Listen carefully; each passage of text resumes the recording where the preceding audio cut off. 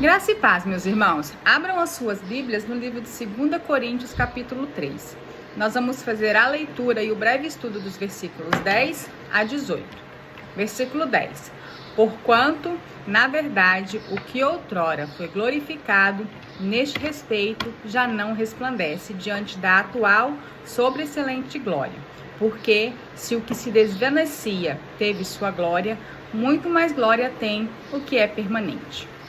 Tendo, pois, tal esperança, servimos-nos de muita ousadia no falar, e não somos como Moisés, que punha véu sobre a face, para que os filhos de Israel não atentassem na terminação do que se desvanecia, mas os sentidos deles se embotaram. Pois até ao dia de hoje, quando fazem a leitura da antiga aliança, o mesmo véu permanece, não lhe sendo revelado que em Cristo é removido. Mas até hoje, quando é lido Moisés, o véu está posto sobre o coração deles. Quando, porém, algum deles se converte ao Senhor, o véu lhe é retirado. Ora, o Senhor é o Espírito, e onde está o Espírito do Senhor, aí há liberdade. E todos nós, com o rosto desvendado, contemplando, como por espelho, a glória do Senhor, somos transformados de glória em glória na sua própria imagem, como pelo Senhor, o Espírito. Graça e paz, meus irmãos. Vamos continuar aqui o estudo de 2 Coríntios 3, dos versículos 10 a 18. Versículo 10 diz assim: Porquanto, na verdade, o que outrora foi glorificado, neste respeito, já não resplandece, diante da atual sobreexcelente glória. Eu vou trazer uma outra versão, uma outra tradução para facilitar o entendimento da mensagem. Nesse caso, eu vou usar a Nova Versão Internacional. Pois o que anteriormente era glorioso já não tem glória em comparação com a glória superior. Vocês viram como facilita o entendimento? Versículo 11. Porque se o que se desvaneceia, desaparece, teve sua glória, muito mais glória tem o que é permanente. Na versão mais simples, diria assim, se o que se desvaneceia se manifestou com glória, quanto maior será a glória do que permanece. Paulo contrasta a antiga aliança, a lei de Moisés, com a nova aliança, a graça de Jesus Cristo. Ele explica que, embora a antiga aliança fosse gloriosa, ela perdeu o seu brilho quando foi superada pela glória incomparável e permanente da salvação em Cristo. A antiga aliança, a lei, tinha uma glória inicial, mas era focada em regras externas, as leis gravadas em pedra. Ela era temporária e apontava os erros humanos, o que trazia a condenação. Como diz no versículo 10, o que antes era glorioso já não tem brilho por causa da glória muito maior que veio depois. A nova aliança, a graça, é descrita como algo permanente.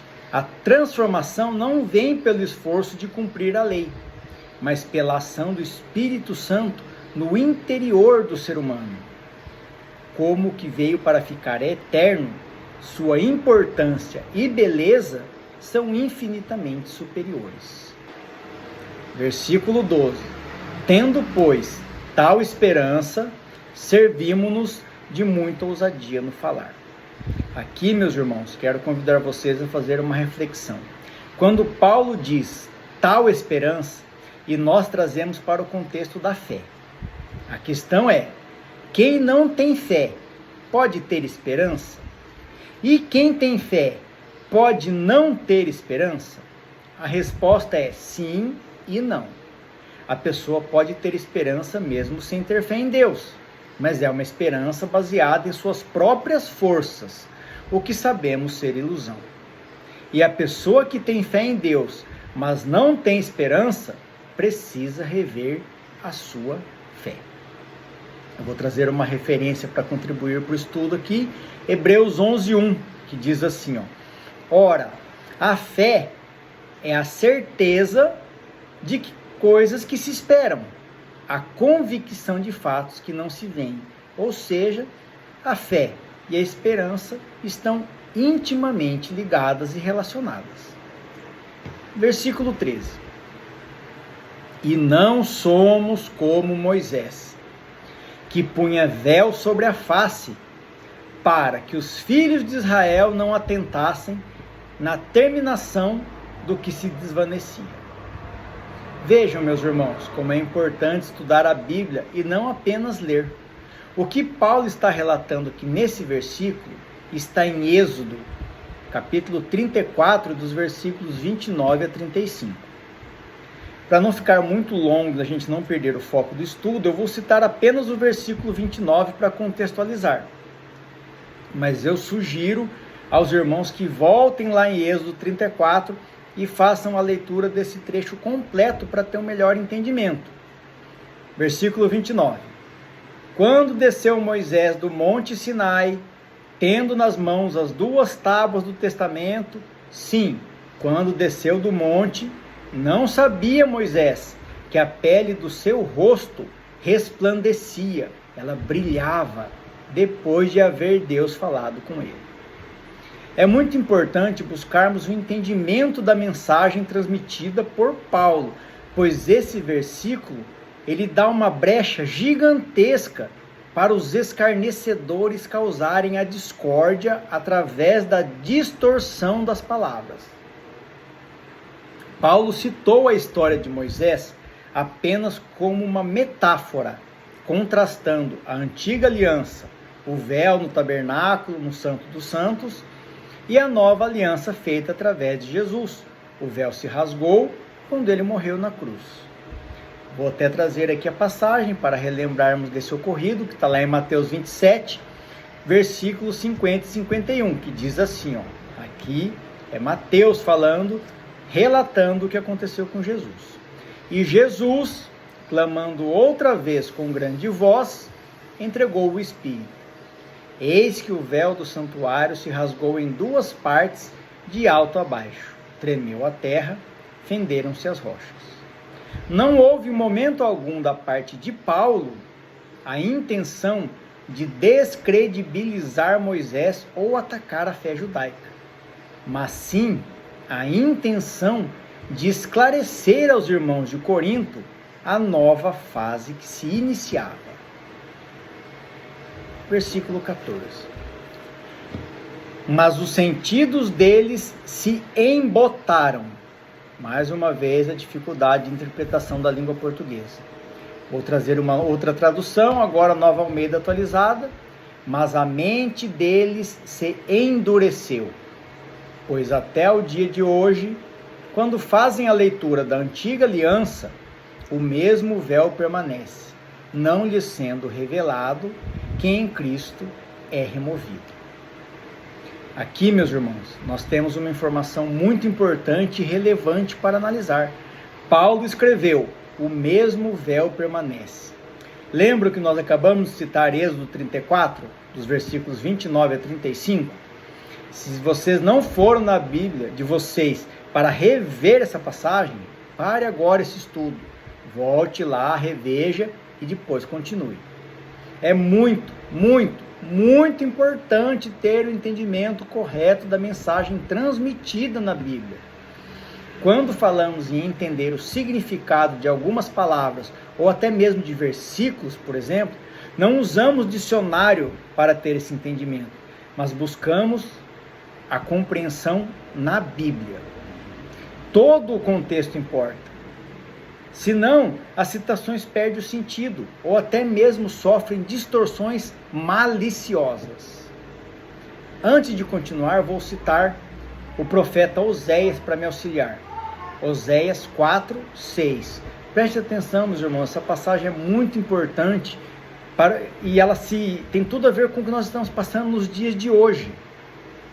O meu povo está sendo destruído porque lhe falta o conhecimento.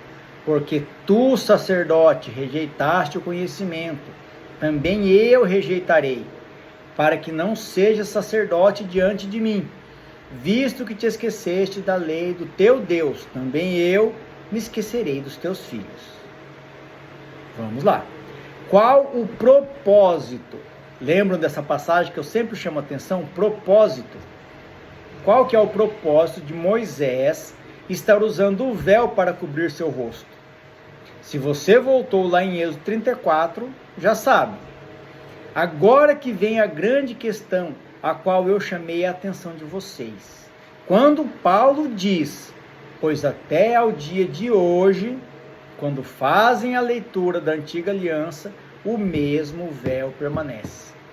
Qual é o propósito nesse caso? Vejam como é perigoso não buscarmos o entendimento da palavra de Deus. Os sacerdotes que imitam Moisés cumprem um ritual vazio e sem propósito. Fazem o que Moisés fez, mas nesse caso, sem o propósito de Moisés. Já falei por diversas vezes em estudos anteriores, todo agir de Deus tem um propósito. No caso dos sacerdotes, que simplesmente imitam Moisés, eles têm o objetivo de elevarem as suas próprias imagens diante dos demais membros da comunidade dos judeus. Ou seja, eles querem engrandecer a si mesmos. É como nós diríamos hoje, o sabor crente. Eles querem parecer santos, como se ocupassem uma posição elevada diante de Deus em relação aos demais irmãos. Como nós somos cristãos e não judeus, por que tudo isso nos importa? Importa, pois nós cristãos insistimos em seguir rituais, símbolos, ídolos e todas as formas visuais e humanas para parecermos santos. Lembram do sabor crente? O crente ao qual me refiro aqui não é o evangélico, mas sim todos que creem. Vamos citar alguns exemplos para fortalecer o entendimento e o aprendizado. Na Igreja Católica, toda a liturgia ritualística envolve a estola, que é uma faixa longa colocada sobre os ombros, a casula, que é a veste do padre para celebrar a missa, a túnica, que é uma veste branca e longa necessária para servir no altar, o cálice e a patena, que são objetos litúrgicos essenciais usados na Eucaristia. Já nas igrejas evangélicas, temos uma infinidade de símbolos e rituais, mas vou citar apenas alguns. A cruz vazia, representando a ressurreição de Cristo, trajes sociais, a maioria dos pastores ministram usando ternos completos, a presença de arca da aliança, candelabro, óleos ungidos, etc, etc, etc.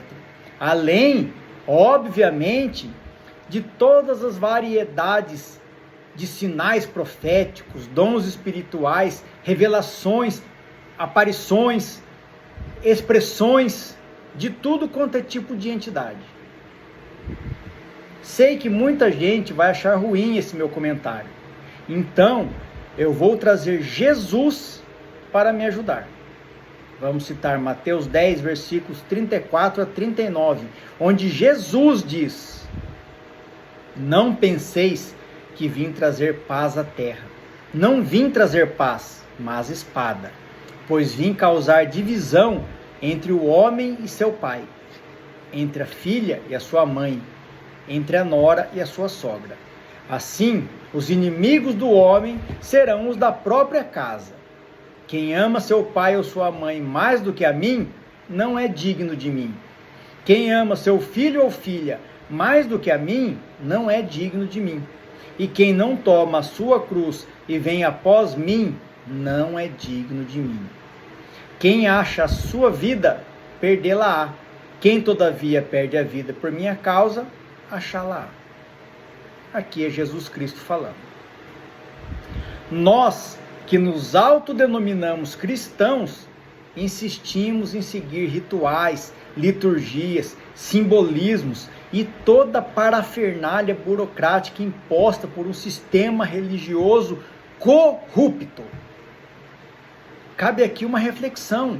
Onde Jesus Cristo se encaixa em tudo isso?